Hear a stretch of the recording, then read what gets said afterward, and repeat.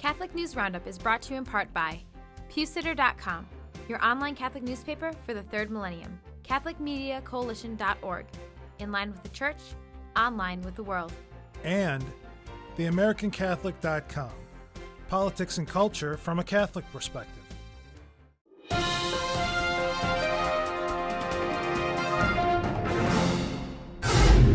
Hello and welcome to today's edition of Catholic News Roundup. I'm Matthew McAuliffe. Prime time profanity. A landmark case is hitting the Supreme Court this week as television networks tried to duck the Federal Communications Commission, or the FCC's, influence over the moral decency of their programming. Fox and ABC television stations are pushing the court to rule in favor of a lower court's decision, namely that since cable channels do not fall under FCC jurisdiction, neither should they. 1.4 million complaints are currently pending at the FCC's program research offices involving primetime violations that include everything from partial nudity and sexual innuendo to the use of profane language.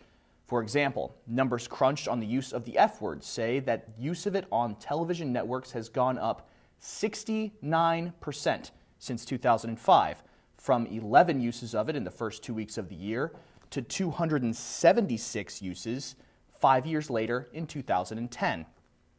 If the court rules in favor of the FCC and its jurisdictions, the networks will have to face the music regarding their programming, hopefully cleaning up TV a little during the hours of prime time, which is currently set from 6 a.m. to 10 p.m. during the week.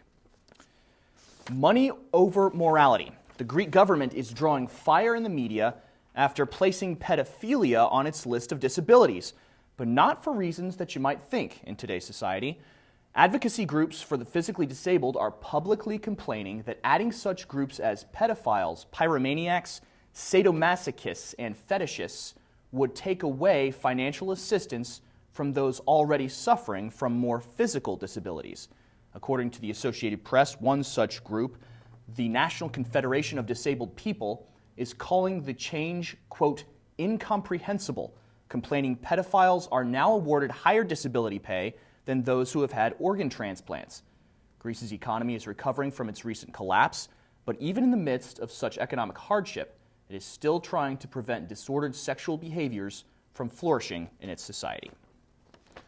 Obama's birds and bees. According to the Obama administration, your children should know that it's okay to be gay and the definition of sexual orientation by the time they are 10. The new educational recommendations also say that elementary school students should be taught the real names of male and female genitalia, what rape is, and how to identify kids of, quote, different family structures.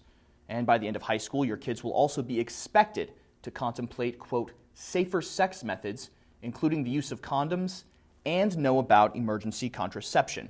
The Associated Press says it is unclear on how much influence such recommendations will have on educators, while Valerie Huber, executive director of the National Education of Abstinence Association, says, quote, this should be a program about health rather than agendas that have nothing to do with optimal sexual health decision-making, end quote. She adds that controversial topics such as these are best reserved for conversation between child and parent and should not happen in a classroom. Stay with us. We'll be back in just a few seconds. Catholic News Roundup is brought to you in part by NewOxfordReview.org, the voice of Catholic Orthodoxy, in print and on the web, and RenewAmerica.com, expanding the influence of America's grassroots in the cause of freedom. Outing Obamacare. Obamacare may end up being toppled by the Supreme Court thanks to an amicus brief that is being signed by 27 congressmen. House Judiciary Committee Chairman Lamar Smith presented the amicus brief, which points out that Obama's legislation does not contain a severability clause, which would allow some parts of the law to be struck down while allowing other parts to remain in force. Ken Klukowski, a lawyer for the Family Research Council and co-author of the filed brief, says, quote, 135 years of Supreme Court precedent show that this is one of those rare instances where striking down the individual mandate provision requires the court to strike down this entire 2,700-page law, end quote. He he says he has high hopes that the court will see the unconstitutionality of this law. And finally, debating contraception. Contraception made it into the last GOP presidential candidate debate held over the weekend, and Mitt Romney was the first to be put in the mediator's crosshairs on the issue. The mediator, George Stephanopoulos, asked Mitt Romney, quote, "Do you believe that states have the right to ban contraception, or is that trumped by a constitutional right to privacy?" End quote. After calling it a silly question and saying that states don't want to ban contraception, Romney said, quote, "Contraception? It's working just fine. Just leave it alone," end quote. Rick Santorum had an interesting comment on the topic as well, saying that 2 previous Supreme Court cases have, quote, "created through a penumbra of rights a new right to privacy that was not in the Constitution," end quote.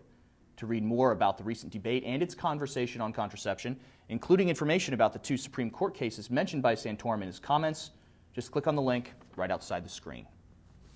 I'm Matthew McAuliffe. Thanks for tuning in today. Be sure and tune in tomorrow for your daily dose of Catholic News Roundup right here on RealCatholicTV.com. And be sure to check out The Vortex, where Michael talks about letting the emotions of the opposition trample the banner of truth. Thanks for tuning in. Be sure to tell all your friends about us. And as always, God bless you.